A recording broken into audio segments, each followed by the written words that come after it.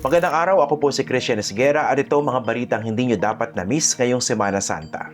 Bago pumasok ang Holy Week, naglabas ng mensahe si Pangulong Ferdinand Marcos Jr. na nanawagan ng faith, unity at selfless service.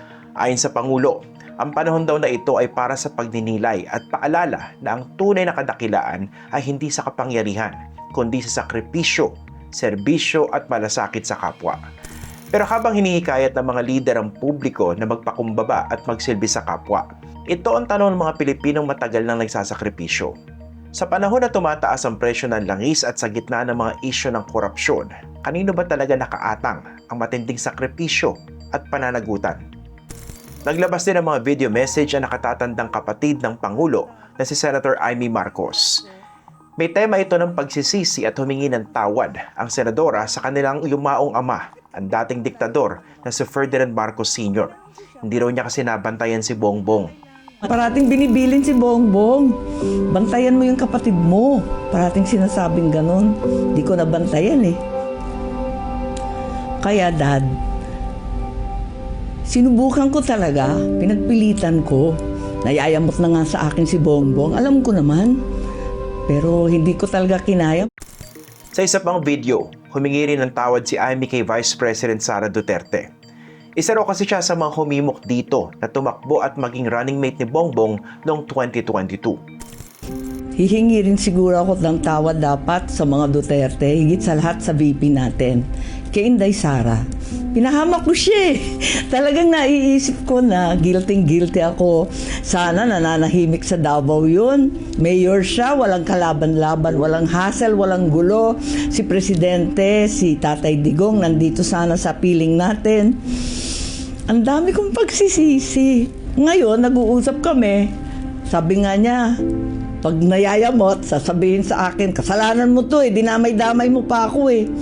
Sabi ko talaga, dinamay kita para hindi ko naman akalain magkakaganito. Importanteng hindi po tayo magpabudol sa mga ganitong pakulo ni Amy na maliwanag na namumulitika kahit pa Semana Santa. Ginamit pa niya yung yumaong diktador para banatan ng kanya nakababatang kapatid. Yun namang apology kay Sara Duterte, maliwanag na pagsipsip sa Vice Presidente na nakaharap sa mga seryosong aligasyon ng korupsyon at pagtataksil sa tiwala ng bayan. Sa totoo lang, wala naman po yatang pumilit kay Vice President Sara Duterte na tumakbo sa mas mataas na posisyon. At kung meron man, desisyon pa rin niya ang pagtakbo.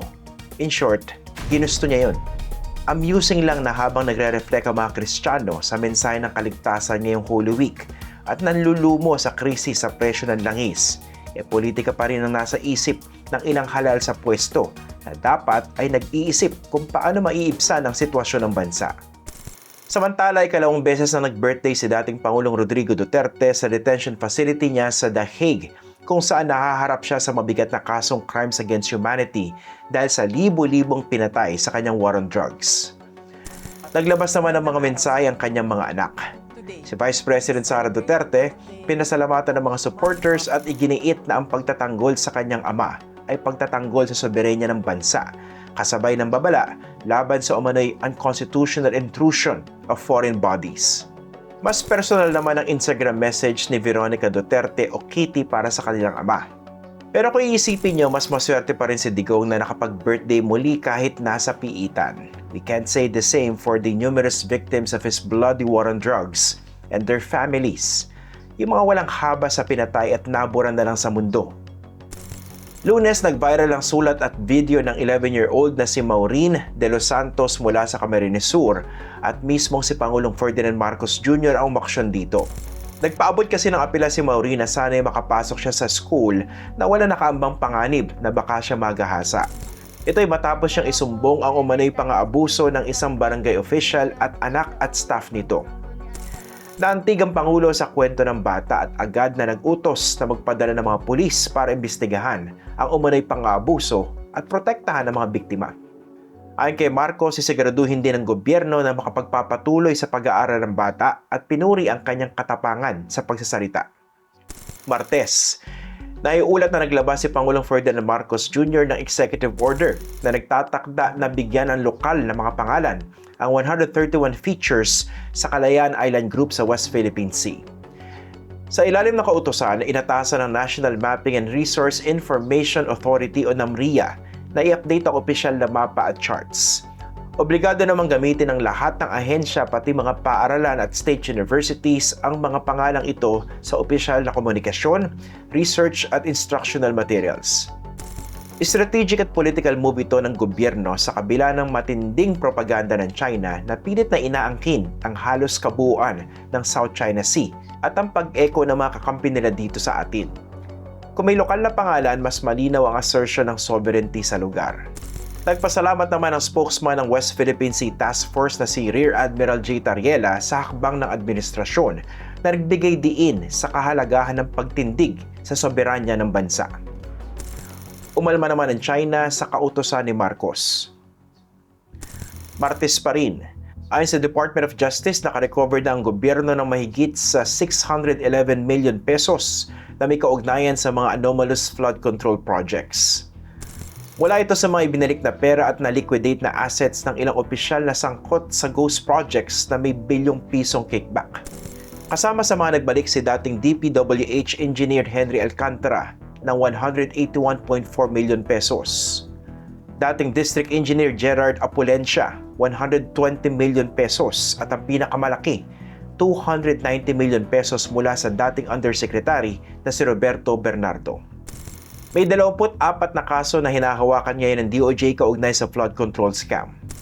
Magandang balita ang mga nabawing salapi, pero kung may naibalik na 611 million pesos, magkano ang ninakaw in the first place? Sa totoong accountability, hindi sapat ang ibalik ang pera. Kailangan may managot at maparusahan. Huwebes, nagbigay ng assurance ang Iran sa Pilipinas na papayagan ang safe, unhindered at mabilis na pagdaan ng mga barkong may bandilang Pilipino, pati na ang energy shipments at mga Pilipino na seafarers.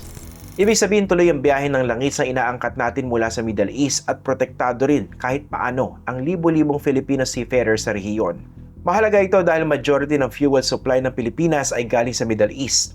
Kapag huminto ang daloy sa Strait of Hormuz, domino effect yan. Presyo ng langis, pamasahe, pagkain, lahat magtataasan. Dinaraanan ng Strait of Hormuz ng nasa 20% ng global oil supply. Kaya nang ipitin ito ng Iran matapos umatake ang US at Israel, agad sumirit ang presyo ng langis sa buong mundo. Napilitan si Pangulong Marcos na magdeklara ng State of National Energy Emergency bilang tugon sa posibleng pagkaantala ng supply ng langis. Dagdag pa ng DFA, walang totoo sa balitang may toll fee ang Iran sa mga dadaan, na kung totoo, aabot sana sa milyong-milyong dolyar bawat barko.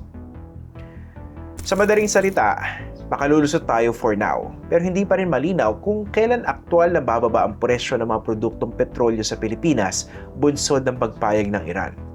Sobrang volatile pa rin po ng sitwasyon at parang wala namang malinaw na exit plan si Donald Trump at Israel sa sigalot na ito. Nanakot pa nga si Trump na mag-pull out na lang at ipasa sa ibang bansa sa Europa ang responsibilidad na pabuksan sa Iran ang Strait of Hormuz at sa Amerika na lang daw sila bumili ng langis. How's that for strategy? Isa lang ang malinaw ngayong linggo, whether local, national, or geopolitics, decisions have consequences. Some consequences graver than the others. A blessed Holy Week po sa inyong lahat at advance Happy Easter. Ako po si Christian Esguera at laging tatandaan, facts first.